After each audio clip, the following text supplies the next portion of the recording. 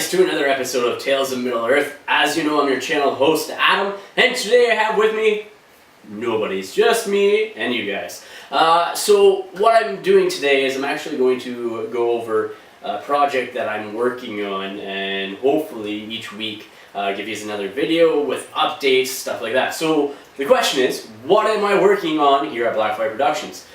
Well, the answer to that, if you haven't already seen some of the pictures I've posted and other things before, and some of the conversations I've had in the OSBGL and so forth, is I am working on a Lake Town board. So I have currently 9 Lake Town houses, or kits I should say, because that's really, I only have 8 because of conversions and whatnot. But 9 kits that I've already purchased. I have a 10th one coming, and probably another 3-pack in some time to finish off the board. I've already put the majority of the kits together, actually all the kits together, and all the bits have been put together as well, so the barrels and the outhouses and everything along those lines, as well as I've compiled other scenery bits. And so the other scenery bits that I've compiled are the Goblin Town Sprues from the the Unexpected Journey starter box. Escape from Goblin Town. Oh my goodness. And so I'm using those because they have the 2 pieces that join and make like a big sort of square area, and I found that that is a good size area where you're able to use models on and move around on a Lake Town board. So my idea is I'm going to have a full 4x4 board with ice floats, with tons of walkways, outhouses, boats, and hopefully bring it to the channel here, and so you guys can see some battle reports on it. So without any further ado, how about I show you the mat that I'll be using as the base. It's a deep cut studio mat, Deep Waters I believe. Then I'll show you what I'm working on, where I'm currently at, and then again, if everything goes well, each week I'll be able to bring in another video for you guys to sort of show you the progress that I have on the Lake Town board, and then eventually you'll see the finished product, if all goes well. Here we are, guys. This mat here is the 4x4 mat that I'm using for Lake Town. So it's a deep cut studio mat. I'll put the link below, and this mat here is now out of production, but thankfully I was able to get one of these mats, because most of the water mats that you see now, they're actually like a very bright sort of sapphire blue color, where this one was nice and dark and sort of a bit of a turquoise and almost black waters, which sort of I think lends itself better to Lake Town and the setting itself. So you'll see like here there's like, it's more of a turquoise color going into the black. You'll see the ripples in the water and stuff along those lines. So when I start making the ice floats and things along those lines, or the ice flows and such, where the models and miniatures can jump on it, it will look really good and pop on this darker backdrop. It is one of the mouse pad materials mats, so it does have that water resistance, stuff like that.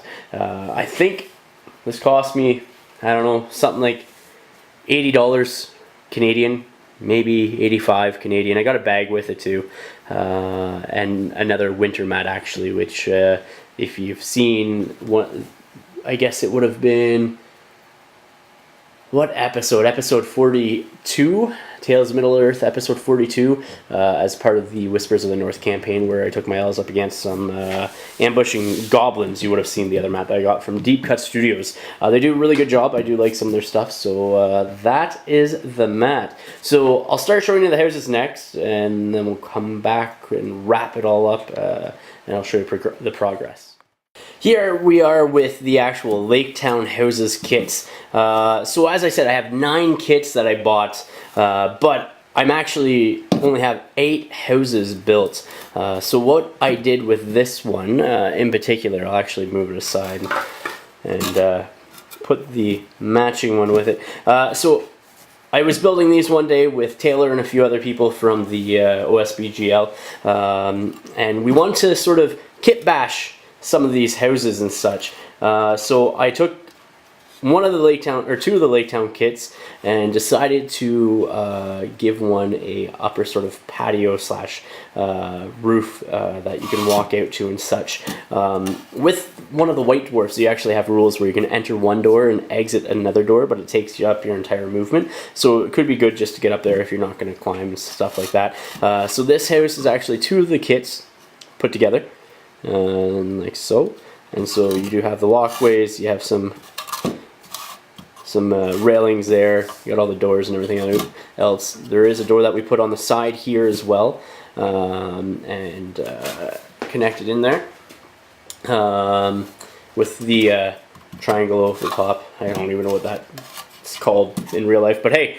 And so with what we did with, actually I'll bring that back. What we did with this part is we literally cut off the top part of one of the kits and then glued on one of the platforms that comes in the kit in there. So with the other half of the top part of the of the one kit that we didn't use, or that we cut off, sorry, we decided to make like a little shanty sort of shack type Lake Town house. So it's one story, has the door there that we cut into it, and the roof, and then a little lantern hanging off the front of it.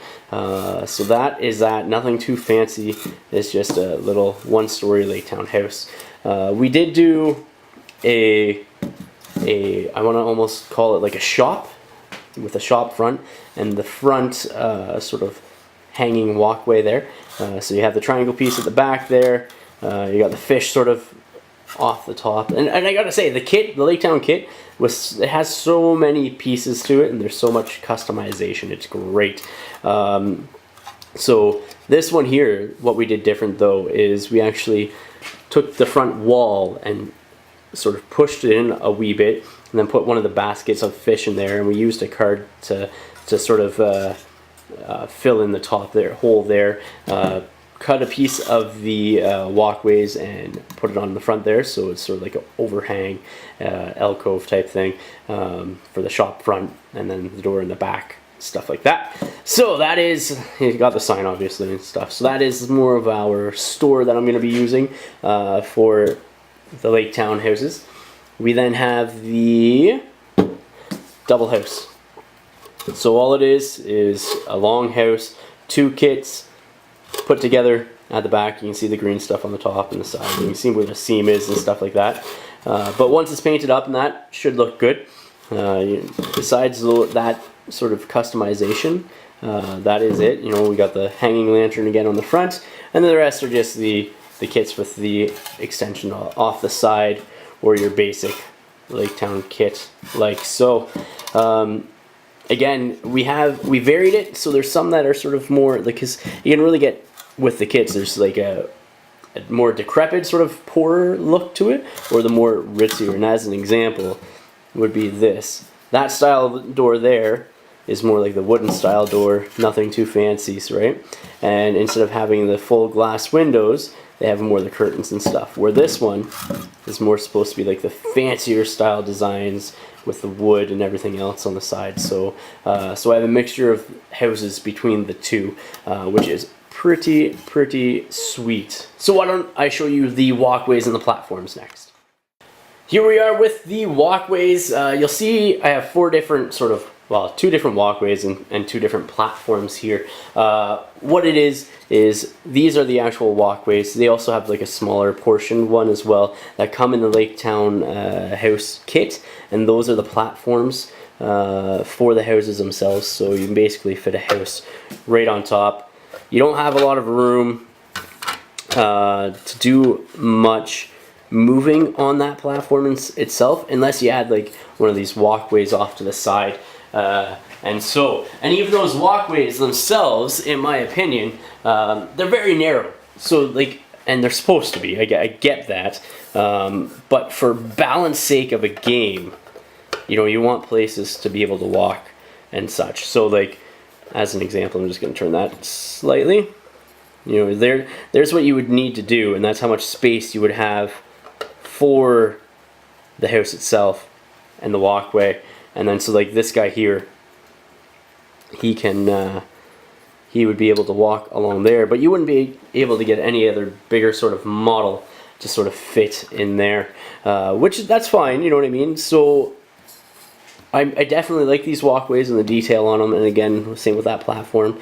I kind of wish it was a little bit bigger, so you have more of an area to sort of play on when you're playing a game. But then, in my head, I was like, oh, I got some Goblin Town sprues from, again, the Escape from Goblin Town kit, and so I wanted to check to see how well they match. And like, yes, the Goblin Town sprues have all the bones and everything else on there, but they have all the wooden planks just like the regular Lake Town, so like it meshes pretty well. So as an example, sort of take that walkway aside, what I did with this platform is I took a couple of the legs or the beams from the Lake Town kits, and I added them to the four corners of the Goblin Town ones, and I also glued them together so it's one big square.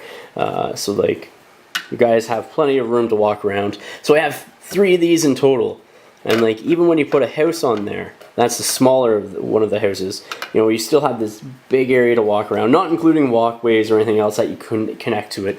Or if I use the bigger house, so like the long house that I have, let's just move this and do it on this angle instead this time. We'll sort of turn around, bam, like that. You know what I mean? He still has lots of room to walk around the sides, and this isn't centered. It's now centered itself. So now I still have room. I can go around the back. I can let's flip that around. Go around the back side, and there's lots of space to play. Have your combats on, everything else, which is pretty cool, I think. So the issue as well, walkways. I wanted, instead of having walkways, again, making room here, instead of having walkways where one guy can necessarily only get through, it's like, what else can I do? Well, the Escape from Goblin Town set, they have their walkways. So these walkways obviously match the Escape from Goblin Town kit, and all I did was like cut off on the poles that they had. I cut off all like the designs that were on there, like the skulls and other things along those lines. And you can get 2 models from those guys, or 2 infantry size models, or I should say man size infantry models with a regular size base, walking side by side, or even a cavalry model if you really wanted to. So they could walk side by side. Yes, again, going back to the bones and the details on there, I know that that could sort of stand out as an eyesore and such, but I actually am thinking I have a way around that. So besides putting the building over top of the majority of them and hiding them like I just did with that bunch back there, if you can see, there's a snow effect by Vallejo paints, and I have this. It's a ground texture. It's from their diorama set, and it fills up pretty well, or sorry, it piles up, it fluffs up pretty well on the bases. So I don't know if you can see that all that well, but like you can see it on top of the wheel there that's buried into the dirt and stuff like that, but it sits really well on top. And so what I'm thinking, this is the actual stuff here. It's a Vallejo ground texture acrylic. I got this for like $19 Canadian, and it's what, 200 milliliters of it, so I should have enough here to do everything that I want. And if not, I'm just gonna go out and buy that because it's pretty cheap, but it does a really good job. I haven't seen it going yellow on my Lake Town Militia yet, but we'll see over time. And so all I'm gonna do is use this stuff to cover up the bones and stuff like that, because again, Lake Town, it looks snowy, so it fits the setting, to add that stuff on top. So that's what I'll be using to get the snow effect on the Lake Town houses. So that's that. Let's move on next into the actual progress that I've made on some of this. Besides actually building these kits and having some help with these kits, I've actually had help with painting them as well. So I'll show you what I did with those next. Actually, scratch that. I forgot to show you something. These walkways that I was telling you about with the Goblin Town sprues, they sort of sit a little bit higher than the normal walkways from Lake Town, and I'm quite okay with that because it gives you some height variety. But even then, you can still sort of put them as like their sort of steps going up onto them, right? So you have the model here and you can still go up. So these do work, I think, fairly well, again, for the Lake Town board. So between all that, I should have good coverage, but I still want a few more houses, as I said earlier. All right, now, I promise, on to the actual work that I've done with painting. Here we are with some of the walkways, as well as the one large platform from the Escape from Goblin Town starter. All painted up, and then different stages as well. So we'll start off with this one here. So this one here, all it is primed. So it's plastic underneath. I didn't prime the bottom because for the most part you're not going to be able to see the bottom. So I just primed it a brown color so that way I can get right into dry brushing right away. So I'm using a Krylon dual paint primer paint here, so it is used for anything like metal, wood, whatever, and it's just the earth color. So I get that from Canadian Tire, which is like a department store here in Canada, and it's like $5, $6 for a can, and one can will do me a good amount of priming. I've used it for other stuff, so it's not like I've just used it for this kit, but that's the color that turns out as, and that's the base color that I use to build up into these colors like so, before the weathering and everything else. So moving on from those two, after that I do like the actual colors that I'm using are dollar store colors, again just purely on the fact that they're cheap and I have a lot of paint that I need to go through. So first stage I use this slate gray color. It's from Deco Art. It's literally from the dollar store, cost me $1.25. That's it. I then next put on a layer, all dry brushing by the way, of half raw umber, again from the same company, and golden brown, and that's dry brushed on, and that's what it looks like after doing the, let's just move those, this is what it looks like after doing the layer of gray dry brushing with the mixture of the raw umber and golden brown. It starts to sort of pull out the colors and everything else. You can see some more of the yellowish tones on there. From there, after that I do again a tan color. That again is just helping to pull out some of the higher edges, and it's more like spot coloring. And then after that, for a final one, from Delta Creative, I don't even know where I got this one. I think it's from Michael's, but I got a Quaker Gray. And so that brings us up to what the board looks like before the washes are put on there. So that's what that gets me to that stage, and everything's dry brushed. And so I do basically a dry brush of gray over everything, followed by a prominent dry brushing of those two combined, the raw umber and the golden brown, then followed by spot dry brushing of the tan, and then the Quaker Gray for the last little bit. So I actually think it's turning out half decently well. And with the brushing, even the dry brushing, like yes, you can see that there's lumps and stuff like that, but they don't stand out nearly as much as like, oh, that's a bone or that's a skeleton. Unless I'm really right up close with the camera or something like that, you know, it's not going to be as evident. So lastly but not least, to get sort of like this weathering effect before I put on the snow and stuff like that, I use a couple of washes to darken up some areas, and then greens to sort of give it that sort of like rotting sort of look to it. So the first wash is obviously the Agrax Earth shade from GW. One of my favorite shades. I use it on almost everything, almost. And then for the green, we're just using the Acrylic green shade, and it's just lightly put it on, or if you want a darker area, you just lather a little bit more onto it, such as like the recesses and stuff like that. And that's how I get my weather effects on these boards. And so this is where I'm at with my Lake Town. I currently have, what, 6 small walkways, one of the larger platforms painted up.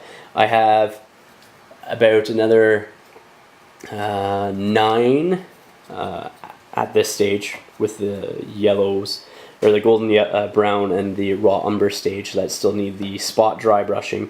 And then I have a bunch that are just primed. Why? Because it's the easiest thing to do. I just spray it in my box and away I go. So that is the effects for the Lake Town boards. I really do, like I said, like using the Goblin Town walkways and stuff like that. And I'm looking forward to get more done in time, obviously. It's going to be a larger project to get all these buildings. I think I need more buildings because the 8 just isn't going to suffice. So I do have one more coming, so that will be 9. But it's just going to take time because the idea with these buildings is, like, especially the ones that are like this, that are the fancier, I'm going to do paint on the side and stuff like that. So I'll do like a blue or a red on the inner sort of parts where the paint would be, not the frame, not the wooden frame. And then I'll just dry brush the browns over it, probably this color here, and the gray, just so that way it sort of looks like the paint is chipping off and falling off. I still then, so my sort of approach to this is I want to get all the platforms done, because there's a lot of them. And then I want to get into working the houses, then into all the other small details, stuff like that. So that's where I'm at with my Lake Town house. I obviously have a Survivors of Lake Town army that I've been working on as well. I took it to one tournament and sort of has really kicked me in the butt to get me going on my Lake Town board. I know they're not Lake Town Guard, but I'll still use them on the Lake Town board. Well, what did you think of that? Lake Town board, it's getting underway. Got a few pieces that I've already painted up and added the weathering effect to. It's going to look really good with the Vallejo snow effect on there as well. And once all those houses are painted. So guys, if you haven't already, you can check us out on Patreon. We definitely appreciate any support on there. The link is in the description below. If you haven't already done it, go check us out. If you have, thank you very much. Greatly appreciated. Any pledge, again, would be greatly appreciated. Please remember to like, share, and subscribe. Until next time, ignite your hobby.